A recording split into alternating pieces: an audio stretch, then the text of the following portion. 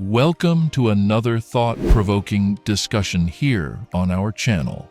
Today, we're diving deep into a question that weighs on the minds of many Americans. Do you need $4.3 million to retire comfortably? It's a number that's been thrown around, but is it grounded in reality? Stick around as we unravel the truth behind retirement savings. Do you know how much you need to retire? It's a question people ask themselves all the time. If you think it's a challenge, you're not alone.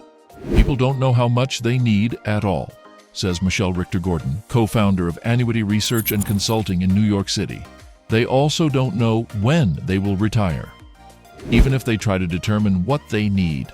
Most retirement savers use tools with a less than ideal track record or ones that contain a hidden conflict. The average American saver relies too heavily on online calculators created by investment providers, which systematically overestimate projected retirement needs to increase investment levels and, not coincidentally, their revenues, says Mark Nicholas, founder of Transform Retirement in Green Bay, Wisconsin. Despite these hurdles, if you ask them, people are all too willing to guess what they'll need to retire. What do people think they need to retire? How much does the average American think they need to retire? If you're typical, you probably think you need $4.3 million to retire in comfort. At least, that's what a New York Life survey says. Is that number reliable? I have no idea what the survey considered an average American to be, says Harold Evansky, founder of Evansky & Katz in Lubbock, Texas. It would certainly provide funds for a comfortable retirement, but it's not very realistic for most investors. On the other hand, a Northwestern Mutual research report said people say they'll need $1.27 million for a comfortable retirement. Of course, baby boomers have their idea. Respondents of that generation told New York Life they feel they'll need $2.2 million to retire, not the $4.3 million average of all respondents. Baby boomers believe they only need half as much for a few reasons, says Brett Bernstein, CEO and co-founder of XML Financial Group in Bethesda, Maryland. 1. They have already been living through retirement, so have become accustomed to what they need. 2. They are older than someone who is considering retirement, so their runway of retirement years is shorter, thus potentially needing less money. 3. Many baby boomers may have older pensions, whereas many companies today do not offer pensions as they did years ago. The problem with these kinds of surveys is that they may hurt retirement savings. Huge numbers tend to intimidate the average person. That means people might simply give up without trying to save for retirement. Why might retirement projection numbers be misleading? There are a few reasons these numbers can be misleading, says Clint McCalla, senior wealth advisor at Lord Murray in San Diego, California. The first is the cost of living in a particular area and how this impacts retirement expenses.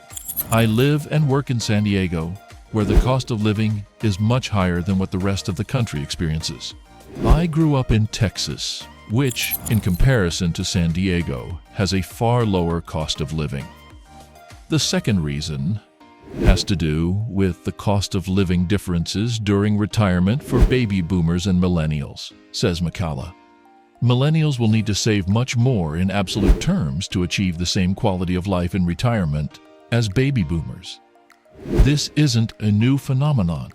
Members of the Greatest Generation and the Silent Generation were in a similar retirement position relative to baby boomers 20-30 years ago. What do most people have when they retire? Because each person has unique needs and requirements, it makes less sense to focus on what most people have. You're not like most people, you're you. It might be more helpful to look at what pre-retirees and retirees think about where they stand, according to a May 2023 Federal Reserve report.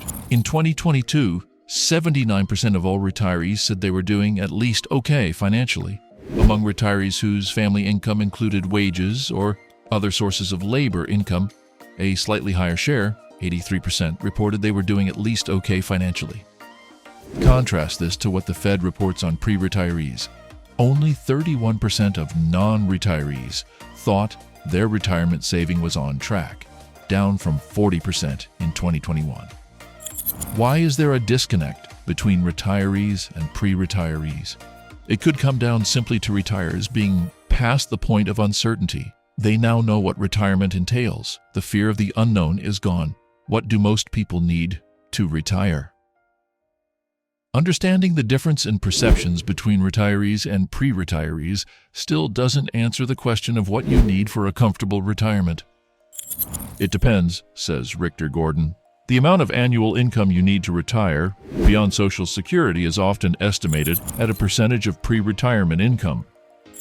If a median pre-retirement income is $60,000, and $20,000 of that comes from Social Security, then about $1 million is needed to generate $40,000 per year, assuming a 100% income replacement rate and a 4% increasing nominally for inflation. Safe withdrawal rate as a baseline.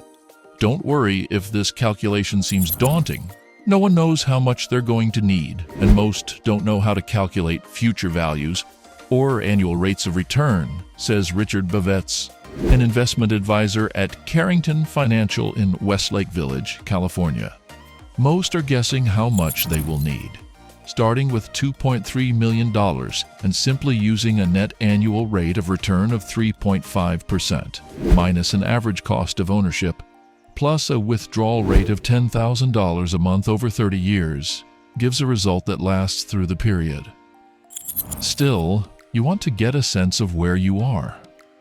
The amount needed for retirement varies greatly depending on individual circumstances such as lifestyle, location, taxes, and healthcare costs, says Ray Prospero, a partner advisor at Advice Period in Riverside, California.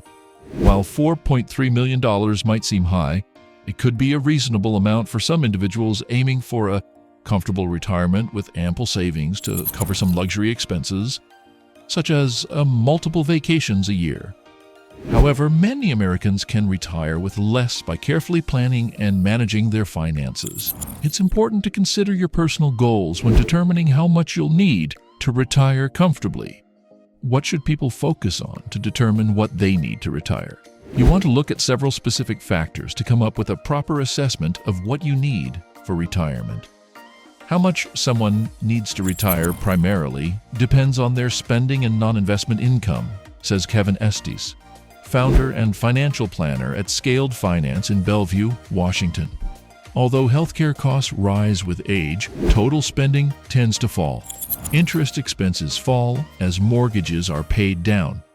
Income tax, transportation, and clothing costs decline post-retirement. Additionally, food and entertainment expenses tend to decrease with age. Non-investment income is similarly important for the calculation. Social Security, pension, and other income may cover a substantial portion of expenses.